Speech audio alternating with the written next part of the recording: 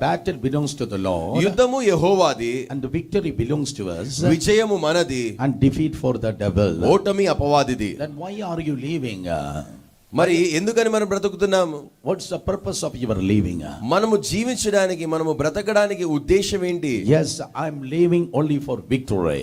నేను జీవిస్తున్నానంటే విజయము పొందుకొనుటకే జీవిస్తా ఉన్నాను. Amen. Amen. Because God is a God of victory. ఎందుకంటే మన దేవుడు విజయాన్ని ప్రసాదించేవాడు. Bible is the book of victory. Bible గ్రంథము కూడా అది విజయము కలిగించేటువంటి గ్రంథమైనది. Christian life is the life of victory. క్రైస్తవ జీవితము కూడా అది విజయవంతమైనటువంటి జీవితం.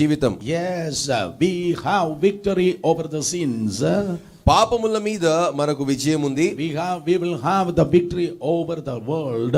లోకము మీద మనకు విజయం ఉంది. And we will have the victory over the Satan.